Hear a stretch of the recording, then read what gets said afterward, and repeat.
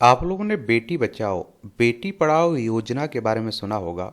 इसे 22 जनवरी 2025 को पानीपत हरियाणा में शुरू किया गया था। और आप देखिए, सुकन्या समृद्धि योजना को बेटी बचाओ बेटी पढ़ाओ योजना के हिस्से के रूप में भी शुरू किया गया था। और अब 10 साल हो चुके हैं इसके। तो आखिर ये बेटी बचाओ बेटी पढ़ाओ योजना क्या है, इसके बारे में हम लोग विस्तार से बात करते हैं, जानते हैं। क्योंकि इस तरह की योजनाओं से आपके एग्जाम में क्वेश्चंस भी पूछे जाते हैं। तो एक सामान्य जानकारी जरूर आप लोग रखा करिएगा। और इसका एक सामान्य परिचय भी, मुख्य उद्देश्य क्या है आखिर, इनके बारे में भी आप लोगों को ध्यान रखना चाहिए। और 10 साल हो चुके हैं, तो इसकी आखिर उपलब्धियां क्या हैं बेटी बचाओ बेटी पढ़ाओ योजना की। और मिशन वात्सल्य के बारे में ये एक सामान्य जानकारी रखिएगा। इसमें प्रधानमंत्री मातृत्व वंदना योजना ये क्या है, इस पर भी बात करेंगे, हम लोग जानेंगे, इसके उद्देश्यों को भी जानेंगे। एक सुकन्या समृद्धि योजना भी है, इसके बारे में भी हम लोग बात करेंगे। और भारत में लैंगिक संकेतकों में प्रगति से संबंधित प्रमुख आंकड़े क्या कहते हैं, क्या हैं, उन्हें भी हम लोग देखेंगे। देखिए, चाहे आप लोग स्टेट पीसीएस एग्जाम की तैयारी कर रहे हो, सिविल सर्विस एग्जाम की तैयारी कर रहे हो, किसी वनडे एग्जाम की तैयारी कर रहे हो, तो अपने एग्जाम का सिलेबस पैटर्न पुराने क्वेश्चंस पेपर उठाकर जरूर देखा करिएगा। इस तरह की योजनाओं से आपके एग्जाम में हर साल क्वेश्चंस पूछे जाते हैं।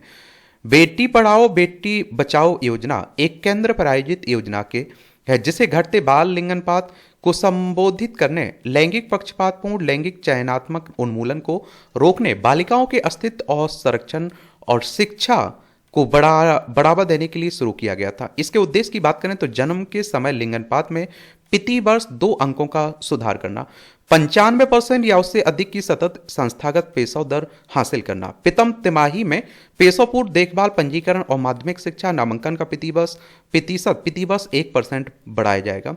माध्यमिक एवं उच्चतर माध्यमिक स्तर पर लड़कियों की स्कूल छोड़ने की दर में कमी लाना, सुरक्षित मासिक धर्म स्वच्छता प्रबंधन के बारे में जागरूकता बढ़ाना। लक्ष्य की समूह की बात करें तो प्राथमिक समूह युवा दंपत्ति भाभी माता पिता किशोर परिवार और समुदाय, द्वितीयक समूह स्कूल आंगनबाड़ी केंद्र चिकित्सा पेशेवर स्थानीय सरकारी निकाय और गैर सरकारी संगठन मीडिया और धार्मिक नेता। मिशन शक्ति के साथ एकीकरण, बेटी बचाओ बेटी पढ़ाओ योजना को अब 15वें वित्त आयोग के 2021 से 26 के दौरान क्रियान्वयन के लिए महिला सुरक्षा और सशक्तिकरण के कार्यक्रम मिशन शक्ति के साथ एकीकृत किया गया। और मिशन शक्ति में 2 उप योजनाएं शामिल हैं, संबल सुरक्षा और राष्ट्र संरक्षण, वन स्टॉप सेंटर, महिला हेल्पलाइन 181 की बात हो रही, बेटी बचाओ बेटी पढ़ाओ का राष्ट्रव्यापी विस्तार और शिकायत निवारण के लिए नारी अदालत जैसी पहलों के माध्यम से महिलाओं की सुरक्षा पर ध्यान केंद्रित किया जाता है।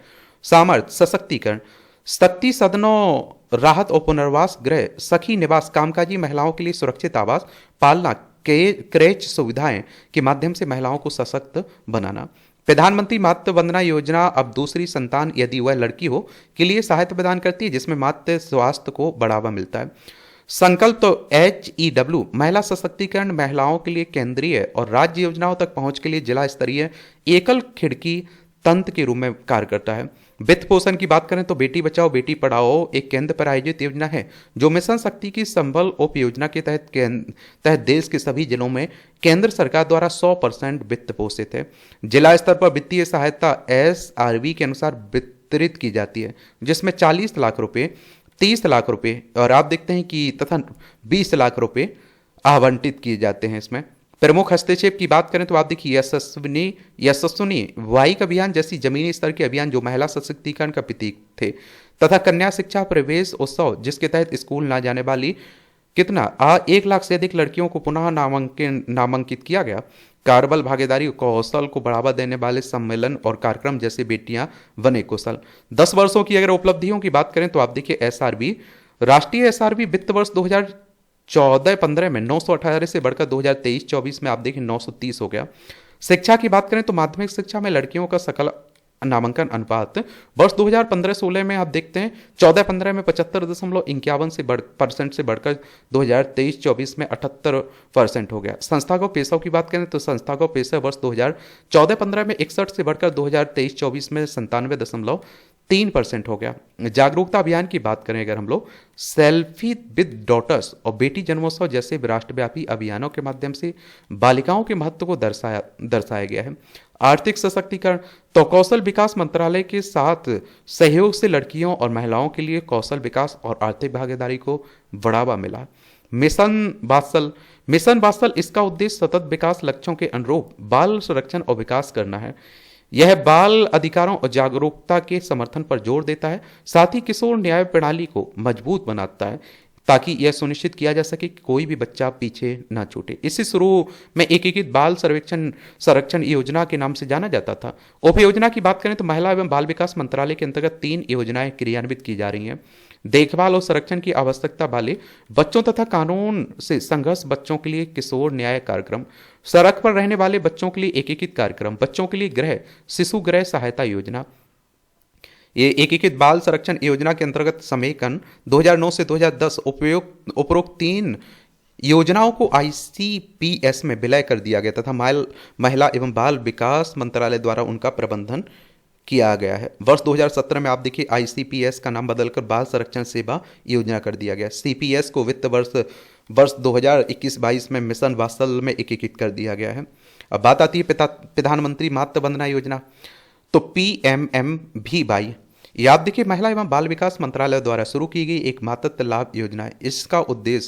जिसका उद्देश्य गर्भावस्था के दौरान और प्रसव के बाद गर्भवती स्तनपान कराने वाली महिलाओं को वित्तीय सहायता प्रदान करना है।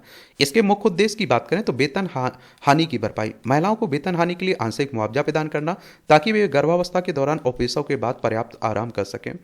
स्वास्थ्य और पोषण सुनिश्चित करना, माँ और बच्चे दोनों के लिए सुरक्षित और पेशा और अच्छे पोषण को बढ़ावा देना। मातृ एवं शिशु मृत्यु दर में कमी लाना, संस्थागत पेशा एवं पेशोत्तर देखभाल को प्रोत्साहित करना। मुख्य विशेषताओं की बात करें तो 3 किस्तों में 5,000 रुपये का प्रत्यक्ष लाभ प्रदान किया जाता है। संस्थागत पेशों के लिए जननी सुरक्षा योजना के अंतर्गत अतिरिक्त 1,000 रुपये प्रदान किए जाते हैं, जिससे कुल लाभार्थी 6,000 रुपये हो जाता है। पात्रता मानदंड की बात करें तो इस योजना उन गर्भवती महिलाओं स्तनपान कराने वाली माताओं के लिए है जो पहली बार बच्चे को जन्म दे रही हैं और जिनकी आयु 19 वर्ष या उससे अधिक है, और इसमें नियमित सरकारी नौकरियों में कार्यरत या फिर अन्य कानूनों के तहत समान लाभ प्राप्त करने वाली महिलाओं को शामिल नहीं किया गया है। और सुकन्या समृद्धि योजना SSY की बात करें तो इसे बेटी बचाओ बेटी पढ़ाओ योजना के एक हिस्से के रूप में शुरू किया गया था, जिसका उद्देश्य शिक्षा और सशक्तिकरण पर ध्यान केंद्रित करते हुए बैंक खाते खोलकर महिलाओं के भविष्य के लिए वित्तीय सुरक्षा प्रदान करना था। खाता पात्रता की बात करें तो कोई भी निवासी भारतीय महिला इस कार्यक्रम में भाग ले सकती है तथा जन्म से लेकर 10 वर्ष की आयु तक खाता खुलवा सकता है। एक अभिभावक पिति बच्चे एक खाता खोल सकता है तथा जुड़वा या फिर 3 बच्चों को छोड़कर पिति परिवार अधिकतम 2 खाते खोल सकते हैं। जमा और अंशदान की बात करें तो न्यूनतम प्रारंभिक जमा राशि 250 रुपये तथा वार्षिक जमा सीमा ये आप देखते हैं 1,50,000 रुपये है, और इसमें 15 वर्ष तक जमा किए जा सकते हैं तथा कन्या के 18 वर्ष की होने तक अभिभावक खाते का प्रबंधन करेंगे। खाता परिपक्वता, सुकन्या समृद्धि खाता खोलने की तिथि से 21 वर्ष बाद परिपक्व होता है। यदि खाता धारक परिपक्वता से पहले विवाह करना चाहता है तो समय से पहले खाता का समापन किए जाने की अनुमति है। और आहरण, 18 वर्ष की आयु पूरी करने और या फिर 10वीं कक्षा उत्तीर्ण करने के पश्चात खाताधारक शिक्षा के लिए पिछले वित्तीय वर्ष की शेष राशि का 50% आहरण कर सकता है। इसमें क्या कर सकता है? आहरण कर सकता है।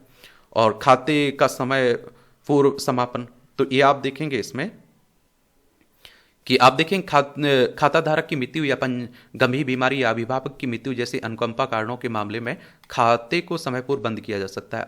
हालांकि खाता खोलने के पहले 5 वर्षों के भीतर इसे समय से पहले बंद करने की अनुमति है। और आप देखते हैं कि 10 वर्षों में उपलब्धियों की बात करें तो नवंबर 2024 तक 4.1 करोड़ से अधिक सुकन्या समृद्धि खाते खोले गए, जिससे वित्तीय अनुशासन को बढ़ावा मिलेगा और लड़कियों की शिक्षा और सशक्तिकरण के लिए आप देखते हैं कि दीर्घकालिक बचत को प्रोत्साहन मिलेगा। इसमें बात आती है भारत में लैंगिक संकेतकों में प्रगति से संबंधित प्रमुख आंकड़े क्या है।